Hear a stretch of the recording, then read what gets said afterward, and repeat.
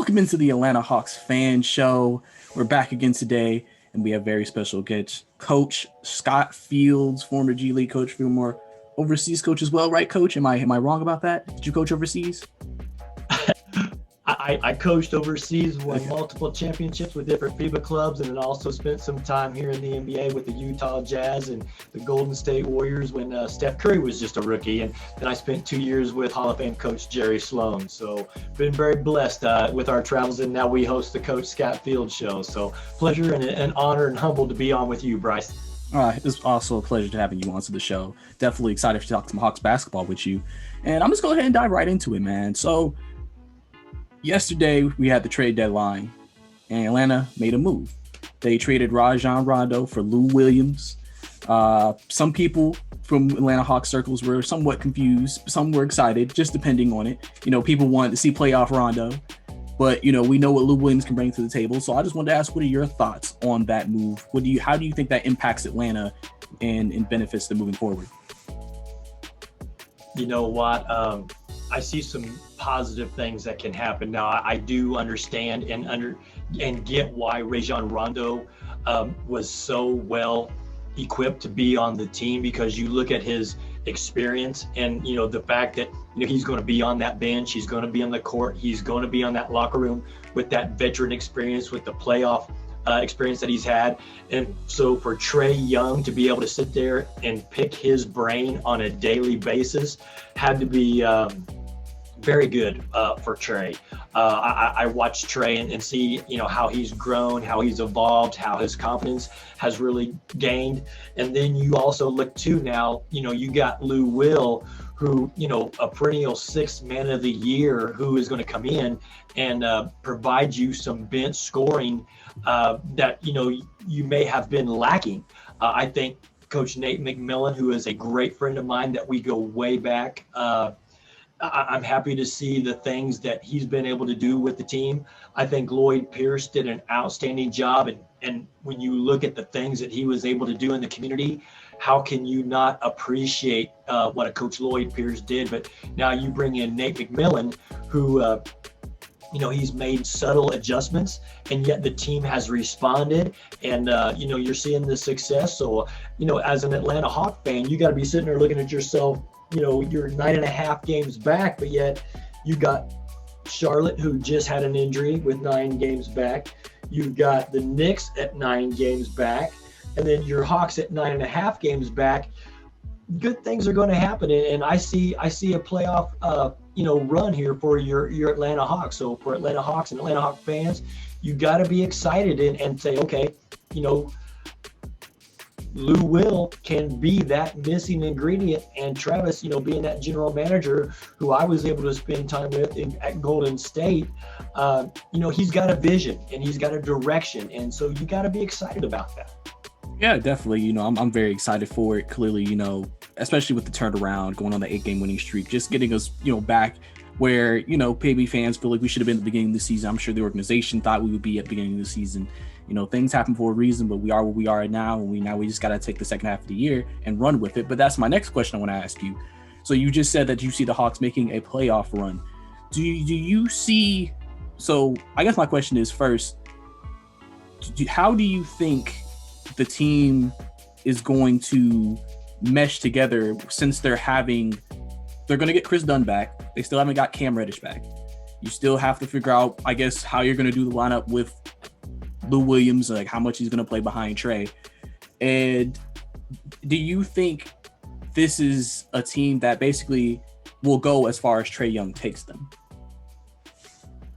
Well, Trae Young is shouldering a lot of the responsibilities. I mean, you're looking at him at 25 points a game, and yet you got Capella in there, 14 and 14. He's your rim protector. He can ignite the offense, rebound, outlet, go. You put that ball in Trae Young's hands, and he's going to make good things happen. And he spreads the floor, he spaces the floor. I hear a lot of people trying to make comparisons saying, Trey is going to be the next Steph Curry. Let's let Trey be Trey. Let's let him do what he does. And I mean, he's got a good feel for the game, and I like that. And seeing his confidence and swag that he has about him in his game is great. And then, you look at John Collins. I think John has done a great job and could be in consideration for one of the most improved players of the year. I mean, he's at least in the discussion. His athleticism is great. Like you said, you got Danilo Gallinari, who again, his kind of experience and can kind of calm things down, but yet, do some scoring. But, Lou Will could play alongside with a Trae Young and give you a guy who can create off the dribble. So I think you have to look at it from that perspective as well. And so to me, it looks like it could be a win-win for both of those players, because Rondo is going to go in there to that Clipper organization and give them a playoff experienced guy who can, kind of run their offense and kind of get them going and put them in a position to be successful. Then you bring in a Lou Will for you guys. And, there's a guy who's going to be a great added, backcourt asset to Trae Young. Yeah, definitely. I think especially just that scoring punch Lou Will can bring off the bench, I think is just overly important. Just knowing that if Trae come off the floor, Rondo's not known as a scorer. But, Lou comes off the bench like, oh, okay, so we can't just like, oh, we can play off him. We have to actually still play him like, okay, Lou could drop 32 if we don't, play well tonight on the defensive end. And just last question I want to get into before I let you go, That's Coach. Right. Yeah, because you won't lose anything with him coming off the bench. I mean, he's going to actually give that second group a thrust and a scoring punch, and he's a pretty good defender too. So I like what they're doing, because obviously they vetted it out, and they've been there in the executive room talking about the pros and the cons, and I think it's going to be an asset to you offensively for sure. Yeah, definitely. Listen, I'm excited for the second half of the year for the Hawks. Really excited to see what we do. Oh, gotta be. Oh, of course. So if everything works out, make a playoff run, I'm satisfied and everything. I just got a quick question for you. You don't have to go into super detail. I know you said you're friends with Nate McMillan. If the Hawks make the playoffs, do you see that pretty much sealing that Nate McMillan's going to keep that job as head coach, or do you still see the Hawks willing to look at other candidates? I mean, you've got a guy who's come in there and already, has got a nice streak going. How could you not consider him to be the man to lead and guide and direct that ship? And they've responded well to him. They've bought in.